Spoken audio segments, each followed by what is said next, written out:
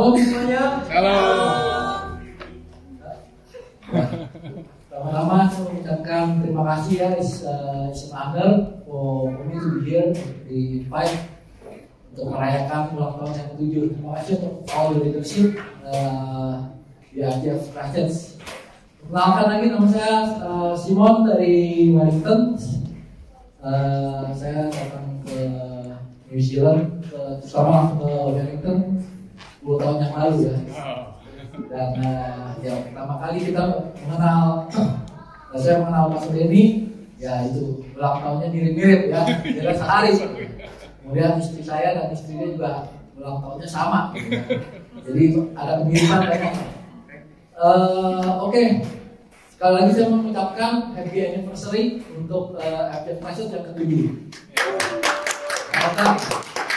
Kalau kita berbicara mengenai angka 7 ya, angka 7 kalau di Bible tadi kita udah belajar, itu adalah angka yang kesempurnaan, ya kan? Yes. The perfect, ya, perfect number. Kenapa? Karena Tuhan tuh menciptakan dunia seisinya selama 7 hari, gitu ya. Dia menciptakan 6 hari dan dia rest di hari yang ke-7. Yes. Kemudian di dalam tradisi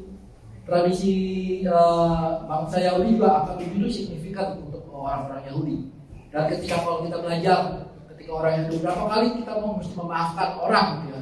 Kata dia, 7 kali kan. Ya. Yeah. Tapi Tuhan Yesus bilang enggak, 7 kali 70. Gitu. Nah, kemudian ketika Yesus mengirim murid gitu, kemana-mana 70 murid. Jadi 7 itu ada angka yang cukup signifikan di dalam Bible, angka perfection. Makanya hari ini saya mau judul tema saya hari ini adalah untuk IGF Christians adalah saya jadi kamu yang latihnya. If you want to be perfect, katakan kanan kiri. If you want to be perfect. You want to be perfect.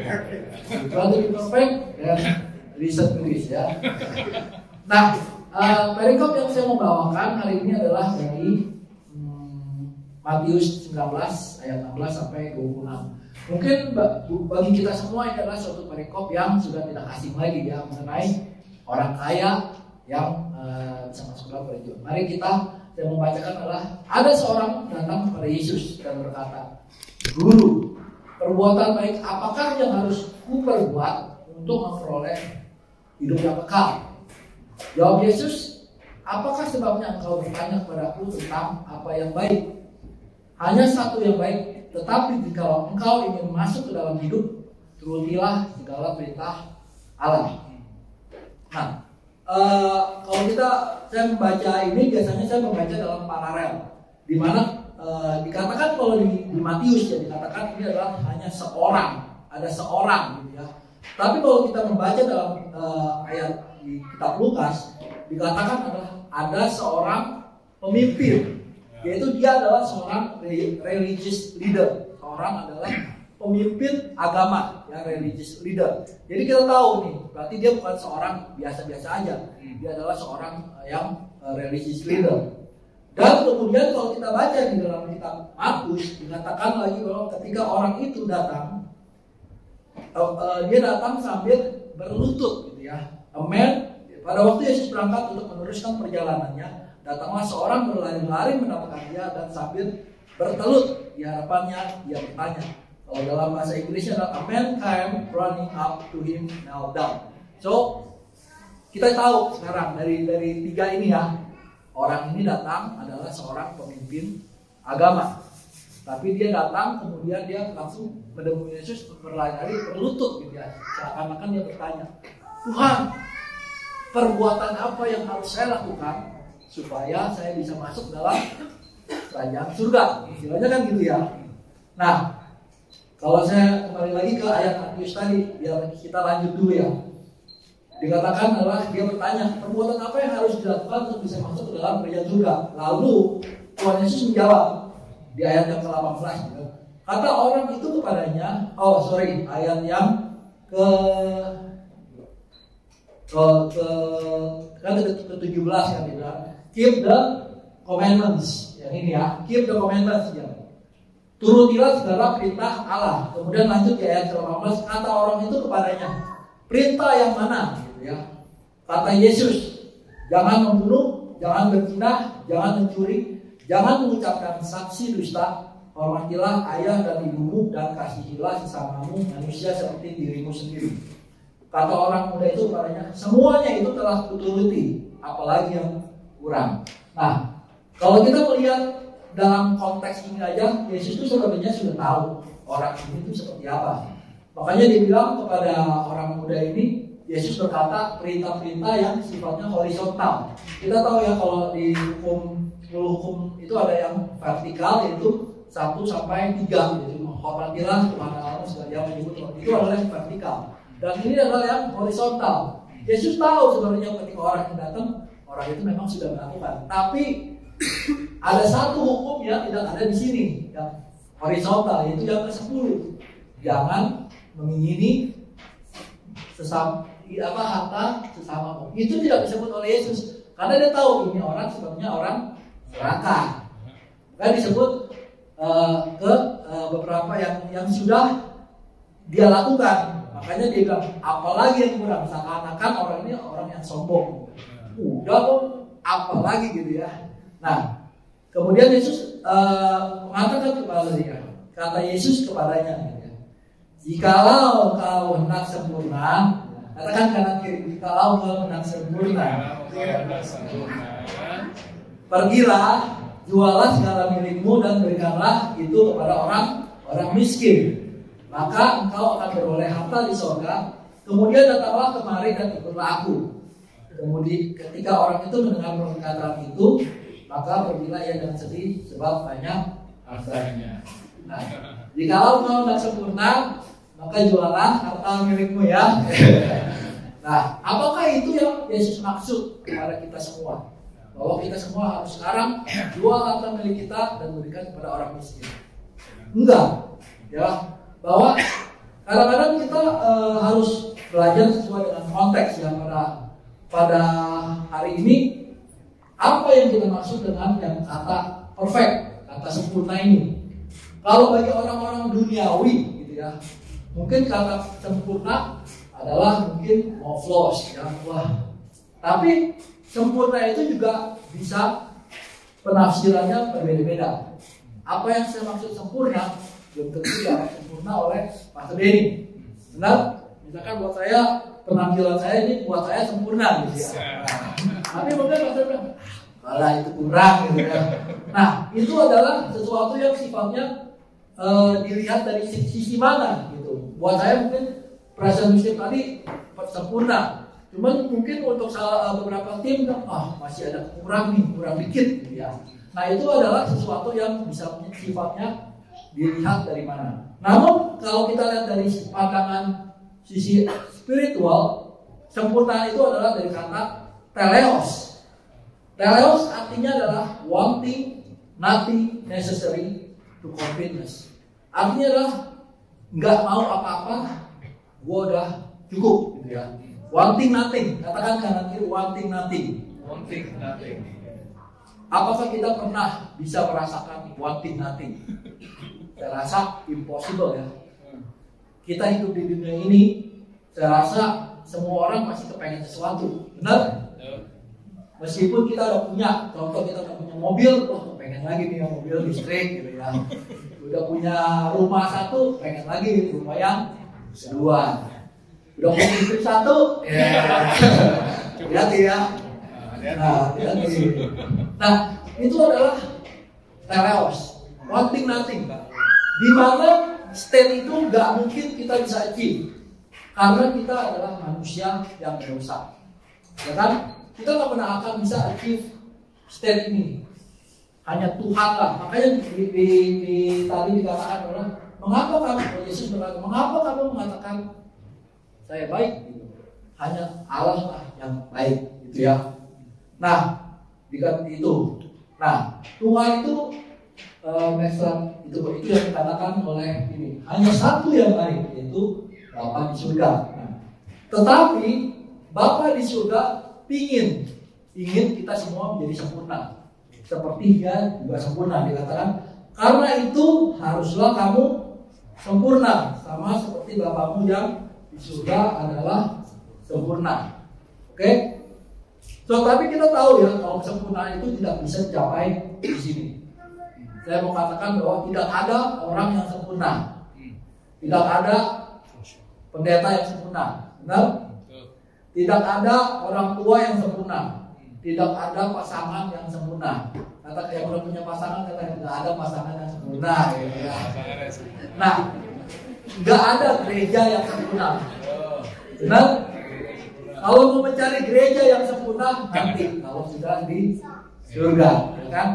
So, buat yang masih jomblo juga, hati-hati, jangan mencari pasangan yang super sempurna, nanti nggak akan dapet ya. Lalu kasih ilustrasi seperti ini. Ada seorang yang sedang belajar apprentice membuat pottery ya. Dia belajar dari sebuah gurunya membuat pottery itu. Dia sangat kepingin membuat suatu hasil yang sempurna, yang nggak pernah ada cacatnya, nggak ada flowsnya, nggak ada retaknya. Tetapi semakin dia membuat selalu pasti aja ada kegagalan dan kegagalan. Akhirnya dia menyerah. Dia bilang, wah ini kayaknya impossible.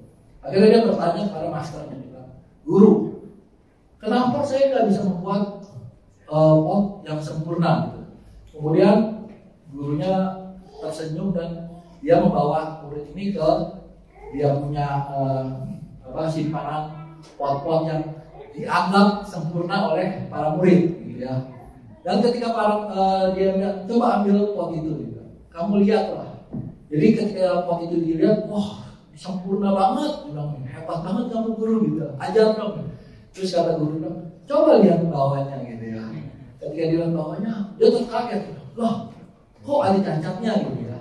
Nah, kemudian guru itu menjelaskan bahwa tidak ada pot yang sempurna gitu. Yang sempurna, yang membuat pot ini sempurna adalah fungsinya. Ya, yang membuat pot ini adalah fungsinya. Kalau pot ini sempurna bagaimanapun kalau nggak memiliki fungsi, tidak akan bisa sempurna. Tetapi kalau pot ini kita ada lecet sedikit, tapi dia punya fungsi, misalkan untuk bisa menaruh tanaman atau bisa untuk menjadi pajangan. Dan kesempurnaan itu datang dari fungsi. Amin. Dikatakan di sini adalah perfection does not mean absence of flaws, but rather the harmony between imperfections and purpose. Oke? Jadi kita seakan-akan kalau kita di dunia ini jangan kita mencari yang sifatnya eksternal, sempurnaan itu. Tapi kita harus melihat fungsinya juga. Saya amazed waktu dulu saya mendengar kisah Tulus ya. Fani lagi cari rumah dari Auckland gitu ya. Dia membeli rumah tanpa melihat rumah itu secara langsung gitu ya. Dia bilang dia kalau nggak salah minta tolong Pak Henry sama Indra ya, dua. Tolong lihatin rumahnya. Buat dia adalah rumah itu fungsinya memberikan dia kenyamanan. Itu bukan soal lecet dikit tutup mata lah gitu. Tapi apakah dia bisa merasa nyaman di rumah itu? Kalau dia melihat dari internet rumah ini is a home to me, tentu dia akan berani belinya. Benar Pak Mi? Yeah. Karena paling bilang yes, udah pasti dulu bilang yes. Nah, itu adalah sebuah yang kita harus lihat. Jangan kita fokus dengan hal-hal yang sifatnya eksternal, yang sifatnya fana, ya kan? Karena bagaimanapun kalau kita fokus dengan yang hal sifat eksternal, kita menjadi orang yang mudah stres, nggak bisa tidur. Dikit-dikit kata gue steny, ya nggak? Wah, setiapnya anak-anak kalau lagi main ini, jangan. Nah, lama-lama kita jadi nggak bisa tidur, mikirin itu semua. Oke? So bagi kita adalah kita harus mencari yang namanya fungsi. Kalau kita mencari rumah tapi nggak ada fungsinya, misalkan kita beli rumah mewah, tapi di dalam rumah itu nggak ada kedamaian, ya kan? Selalu ada istri atau suami yang ribut terus. Enak nggak tinggal di rumah itu? Nggak enak. Atau kita punya mobil mewah, tapi kita dikit-dikit parkir di kandang atau lecet atau apa, nggak ada damai sejahtera, ya nggak? bayar bensin mahal, ya kan? Servis mahal, ribet ya gitu ya. Demikian juga dengan gereja sebenarnya. Kalau kita gereja melihat dari kesempurnaan keluar di luar ya. Kalau kita mau, saya seringkali ngomong kepada banyak jemaat saya di banyak. Kalau kita mau mencari gereja yang benar-benar mewah gitu ya, banyak kan sekarang gereja yang full of lighting, ya kan, sound systemnya keren dan sebagainya. Terus kursinya penuh, sebenarnya nggak susah. Kita tinggal ya invest, terus kita panggil artis gitu ya. Saya panggil artis, pasti ramai, pasti tuh, bener gak? Tetapi kita harus mencari gereja yang fokus dengan fungsinya, yaitu apa? Pertumbuhan jemaat. Itu yang selalu saya tekankan, bahwa saya bersyukur banget bisa melihat ada pertumbuhan iCare di gereja ini. Itu berarti ada pertumbuhan, berarti ada yang namanya fungsi dari gereja untuk iCare. Kenapa iCare itu merupakan suatu pertumbuhan? Karena di dalam iCare kita mulai sharing, mulai belajar satu sama lain. Di iCare kalian itu berkomunikasi two ways. Saya nggak tahu kalau di sini, kalau di balik kan kita berkomunikasi two ways, bukan cuma yang sharing selesai enggak, tapi saling diskusi. Dan kalau Anda tuh datang ke gereja, is one way, saya ngomong kalian dengerin selesai. Tapi di iCare kalian bisa bertanya, yang saling menambahkan. Amin. Itu adalah fungsi dari gereja yang benar. Nah, demikian juga dengan fungsi dari gereja berikutnya adalah kita harus reaching out orang-orang yang ada di luar sana, dan itu adalah tugas dari kita semua, dan itu adalah bagian dari iCare, di mana di iCare kita mengajarkan kalian di kelas discipleship journey juga kan, come grow serve and lead, kita juga mengajarkan kalian bagaimana kita bisa melead others untuk bisa mencari orang-orang gitu. Nah, itulah yang kita mau pelajari, bahwa kita harus memiliki fungsi yang sempurna, yang seperti Tuhan inginkan di dalam kehidupan kita. Setiap diri Anda dan saya punya panggilan masing-masing, benar? Tuhan nggak mencari orang yang perfect. Di dalam hal banyak orang buat kesalahan, tapi Tuhan mau kita kembali lagi ke jalannya yang benar. Kalau contohnya adalah Saulus. Saulus siapa dia? Dia adalah seorang yang membunuh orang-orang Kristen. Tapi Tuhan mau memakai dia. Benar? Tuhan pakai dia sehingga dia bisa menjadi orang membawa kabar baik kepada the Gentiles, orang-orang yang bukan Yahudi. Demikian juga Petrus. Petrus adalah yang menyangkal dia 3 kali. Tetapi dia memberikan Petrus kesempatan lagi. Dia bilang, oke, kalau kamu benar-benar mau follow me, kamu akan dijadikan batu karang. Nah, itulah yang Tuhan mau. Tuhan mau memakai setiap dari kita untuk fungsinya. Pertanyaannya adalah, apakah kita mau dipakai Tuhan? Ada 3 poin yang saya mau sampaikan sesuai dengan perikop yang tadi. Yang pertama adalah, for where your treasure is, there your heart will be. Di mana hatimu berada, di mana hartamu berada, disitulah hatimu berada. Ya kan? Kata Yesus pada, jikalau kau hendak sempurna, pergilah, jual segala milikmu dan berikanlah itu kepada orang miskin, maka engkau akan beroleh harta di surga. Kemudian datanglah kemari dan tutuplah aku. Ketika orang muda itu mendengar kata itu, maka pergilah dia dengan sedih. Ya kan? Nah, sekali lagi, tujuannya adalah Boaz untuk beroleh harta di surga. Istilahnya, di mana treasure kita itu berada, itulah di situ hati kita berada. Benar? Mengenai ini Tuhan juga memberitakan lagi di Matius 6, dikatakan, janganlah kamu mengumpulkan harta di bumi ngengak dan karat merusaknya, dan pencuri membongkar serta mencurinya. Tetapi kumpulkanlah bagimu harta di surga. Jadi kalau Tuhan Yesus berkata ini 2 kali, berarti ini adalah suatu hal yang penting supaya kita mengumpulkan harta di surga. Bagaimana cara kita mengumpulkan treasures di surga? Ya tentunya banyak hal, ya kan? Mengenai persembahan kita, perpuluhan kita, maupun perbuatan baik kita. kepada orang-orang siapapun yang kita perbuat, itu adalah kita mengumpulkan treasure di surga. Dan di sini Tuhan juga mengingatkan kepada kita bahwa tidak seorang pun dapat mengabdi kepada dua tuan, karena jika demikian dia akan membenci yang seorang dan mengasihi yang lain, atau dia akan setia kepada yang seorang dan tidak mengindahkan yang lain. Kamu tidak dapat mengabdi kepada Allah dan kepada Mammon. Di sini Tuhan membandingkan antara Allah dan Mammon. Ya, Mammon itu dianggap sebagai musuh, ya kan? Kalau kita berbicara mengenai perbandingan, kenapa Tuhan itu membandingkan Allah dengan Mammon?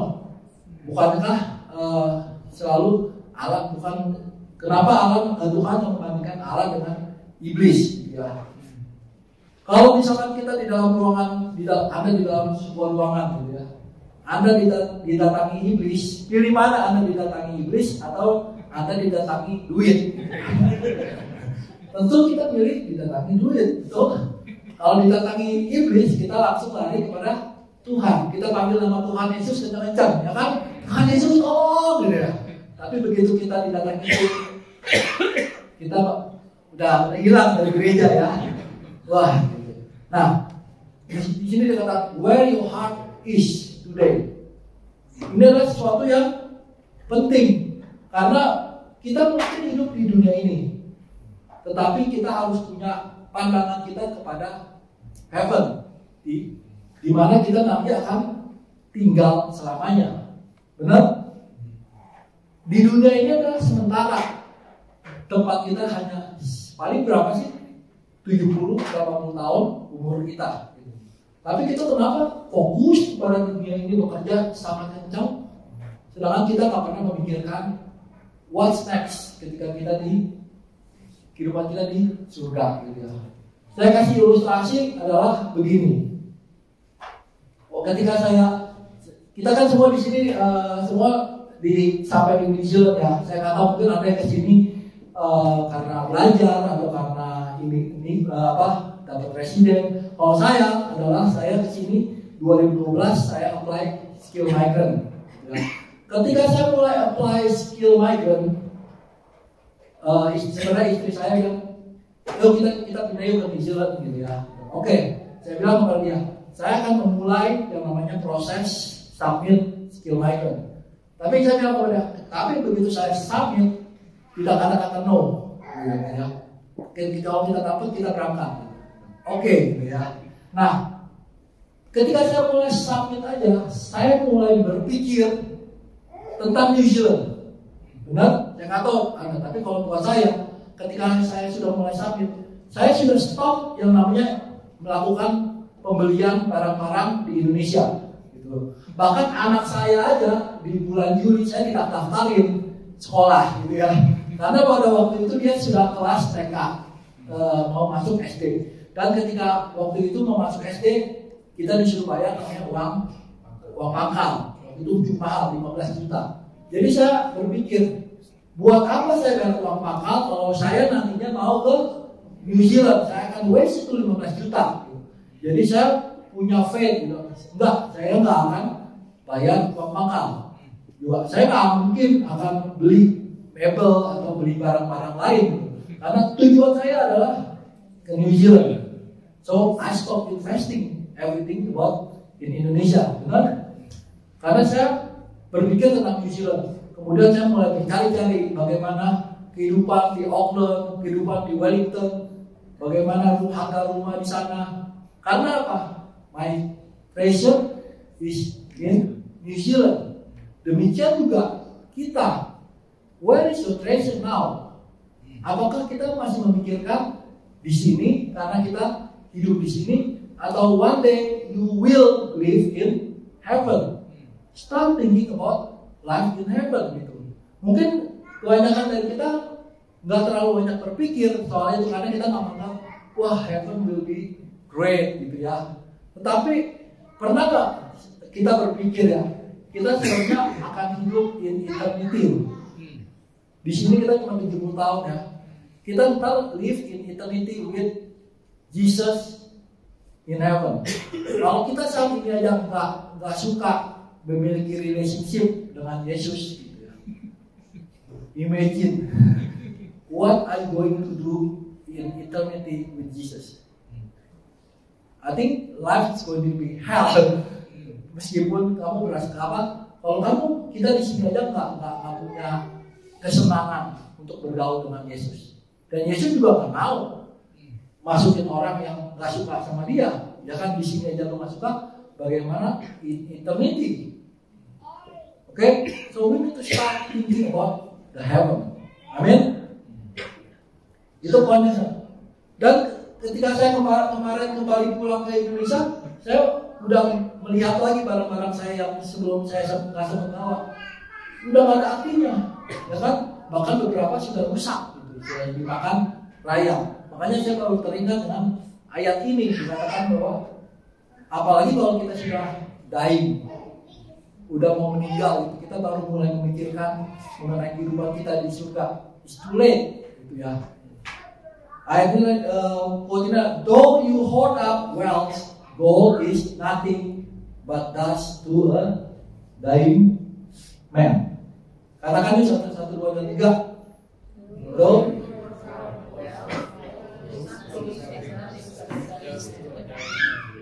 kekayaan kita yang kita miliki sekarang nggak akan ada artinya kalau kita sudah dying. Oke? Nanti saya kasih kesaksian mengenai ibu saya. Ibu saya saat ini sedang sakit. Uang yang kita miliki untuk dia berobat itu nggak bisa. Kalau dokter bilang sorry, aku nggak bisa bantu. Itu kita mau ngomong apa? It's nothing. We just have to depend on God. Amin. If you want to be perfect, store your treasures in heaven. Oke, itu poin yang pertama. Yang kedua adalah God can restore what is broken and change into perfection. All you need is faith.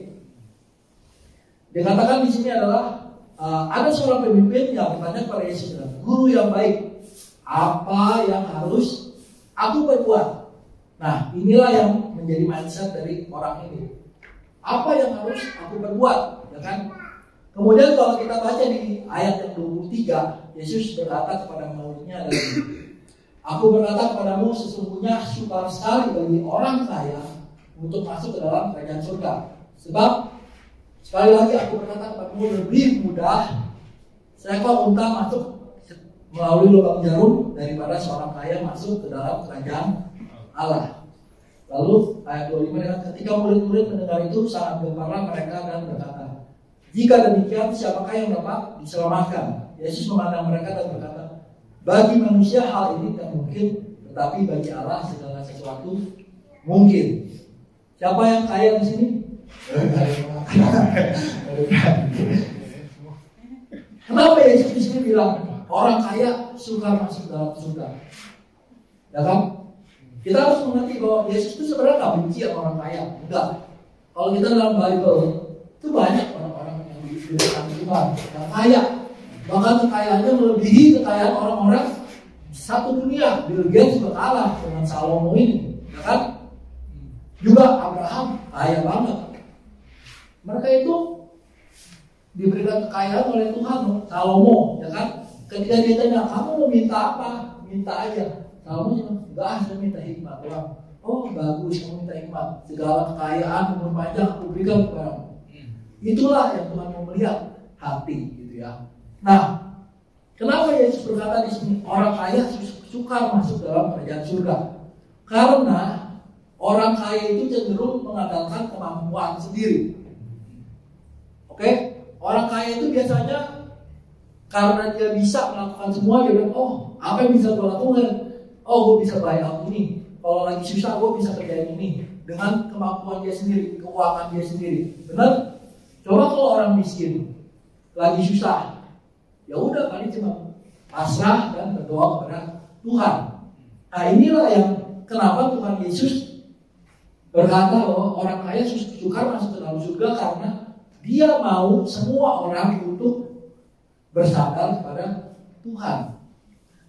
Kalau kita mengandalkan kekuatan kita, sukar, paham ya? Bahwa demikian juga mengenai keselamatan. Di sini kan orang ini bertanya kepada Yesus, apa yang harus saya perbuat untuk bisa masuk ke dalam kerajaan surga. Masuk ke dalam kerajaan surga itu bukan perihal apa yang bisa diperbuat, karena apapun yang kita perbuat tidak akan bisa masuk ke dalam kerajaan surga. Karena kita semua adalah manusia berdosa. Hanya Tuhan yang bisa memberikan kita kasih karunia itu. Oke? Makanya kita harus mengerti ini benar-benar. Karena kita apapun yang kita perbuat tidak akan bisa membuat kita menjadi bisa masuk dalam kerajaan surga. Pada waktu tahun 1500 waktu itu di dalam waktu itu masih agama-agama Katolik yang masih yang berkuasa, ada yang namanya Letter of Indulgence. Pernah dengar Letter of Indulgence? Itu adalah surat keselamatan yang dikeluarkan oleh agama gereja Katolik. Bagi orang yang mau percaya, yang mau selamat, mereka harus memiliki surat itu. Nah, sebenarnya awalnya surat itu bisa didapat misalkan dia orang tersebut misalkan melayani gereja atau berbuat baik. Tapi lama-kelamaan surat itu jadi surat yang diperjualbelikan untuk seorang yang kaya yang punya uang. Dia tinggal bilang, saya mau surat itu, keluarkan uang, dia dapat surat. Nah, akhirnya diproteslah oleh Martin Luther. Dia bilang, oh ini salah, keselamatan yang benar itu bukan seperti itu. Tuhan yang memberikan kita keselamatan. Letter indulgence itu saya nggak tahu sampai sekarang apakah masih ada, tapi itu adalah salah. Bahwa yang memberikan keselamatan itu adalah Tuhan, bukan perbuatan manusia, bukan gereja. Oke? So we cannot use our money to buy out God. Mungkin banyak orang yang bisa buy out pendeta. Dia orang kaya, dia bilang, lu mesti kerjain ini, mesti kerjain ini. Mungkin banyak pendeta yang bisa turut, tapi pendeta juga tidak bisa memberikan keselamatan, karena keselamatan itu datangnya dari Tuhan sendiri. Oke? Keselamatan itu datang karena iman. Ya kan, Roma 10 ayat 9-10, karena jika kamu percaya dan mengaku dengan mulutmu bahwa Yesus adalah Tuhan dan kamu adalah diselamatkan. Tapi bukan cuma percaya doang, tapi kita harus obedience dalam firman Tuhan. Karena kalau kita cuma modal percaya, iblis juga percaya, tapi iblis tidak melakukan. Oke? Dikatakan di sini dalam The Sermon of the Mount, berbahagialah orang yang miskin di hadapan Allah, karena merekalah yang mempunyai kerajaan surga. Arti miskin adalah di sini adalah poor in spirit. God bless those who are poor and realize their need for Him, for the kingdom of heaven is theirs. Kita harus setiap hari merasakan bahwa kita perlu Tuhan. Oke? Jangan merasa kita tuh hebat. Di luar Tuhan tuh kita binasa. Amin. So, kalau kita perlu Tuhan, kita harus surrender kepada Dia. Makanya dikatakan, you see, a potter can only mold the clay when it lies completely in his hand. It requires complete surrender. Kalau kita butuh Tuhan, kita just surrender di dalam Tuhan. Biar Dia yang melakukan semuanya dalam kehidupan kita. Oke? So, poin kedua, if you want to be perfect, let God take control of your life. Katakan kanan kiri. If you want to be perfect, alright. Poin yang terakhir adalah be teachable, don't go away. Be teachable and don't go away. Di ayat yang ini dikatakan bahwa pergilah ia dengan sedih. Orang ini ya, ketika Yesus berkata kepada kamu dan semudah, pergilah dan jualah segala milikmu dan berikanlah itu kepada orang miskin, maka engkau akan beroleh harta di surga. Kemudian datanglah kemari dan ikutlah aku. Ketika orang muda itu mendengar perkataan itu, pergilah dia dengan sedih. Dia pergi. Kenapa? Karena dia nggak mau mendengar perkataan Yesus. Dia nggak mau mendengar ajaran Yesus. Padahal di awal dia sudah datang dengan keseriusan, dengan berletut, ya kan, ajar gitu. Nah, kebanyakan dari kita juga kadang-kadang menolak yang namanya kebenaran. Padahal yang Yesus katakan kepada dia kebenaran kan, bahwa kamu nggak bisa melakukan dengan kekuatan, kamu perlu ikut saya, kamu perlu surrender, dengan jual hartamu supaya kamu surrender kepada Tuhan Yesus. Nah, kita juga harus menjadi orang yang bisa mau diajar, orang yang humble, supaya kita bisa terus dalam Tuhan. Seperti Paulus itu ya, sebelum dia menjadi orang-orang pengikut Tuhan, dia adalah belajar. Paulus itu seorang guru agama. Dia belajar dari seorang guru namanya Gamaliel.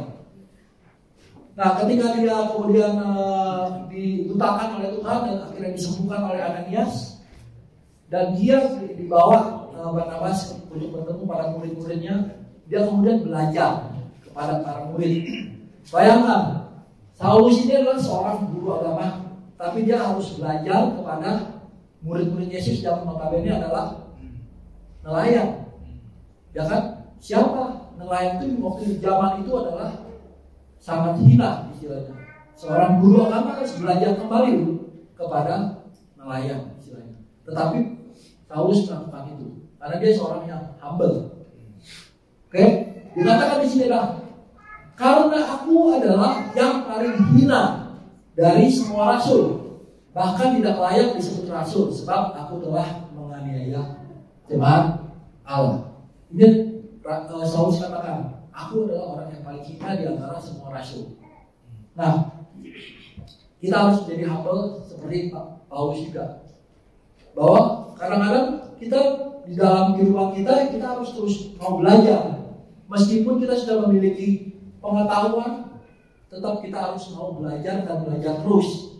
Karena Tuhan bisa menggunakan siapa aja untuk memberikan kita pengajaran. Tuhan mau kita terus naik level. Benar? Di dalam setiap ujian, dalam setiap cobaan, Tuhan mau kita semua terus naik level. Supaya kita bisa terus menjadi sempurna menurut fungsi kita. Supaya kita menjadi sempurna seperti image Kristus. Amin. God wants us to be perfect like Jesus. Tuhan mau kita sempurna seperti Yesus di dalam hal fungsi. Ya kan? Kita setiap kali mempunyai panggilan, kita harus terus belajar supaya kita bisa menjadi sempurna. If you want to be perfect, be humble and keep on learning.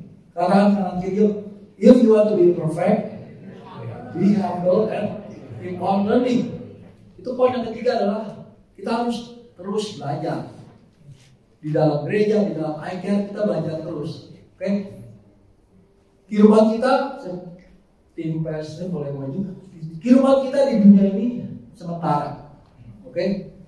Berapa kali lagi? Paling sisa umur kita maybe yang udah yang kepala 40, udah paling 40 tahun lagi gitu ya. Setengah abad kita ya, sudah mencapai. So, start thinking of about the next treasure in heaven. Jangan kita cuma fokus di dalam dunia yang fana ini, gitu kan? Karena, kalau kita bilang kita adalah follower of Jesus, kita harus melihat dari ayat ini dikatakan. Yesus berkata kepada para murid, setiap orang yang mau mengikut aku, ia harus menyangkal diri, memikul salib dan mengikut aku. Karena barang siapa mau menyelamatkan nyawanya, ia akan kehilangan nyawanya. Tetapi barang siapa kehilangan nyawanya karena aku, ia akan memperolehnya. Dan apa gunanya seorang memperoleh seluruh dunia, tetapi kehilangan nyawanya? Dan apakah yang dapat diberikannya sebagai ganti nyawanya?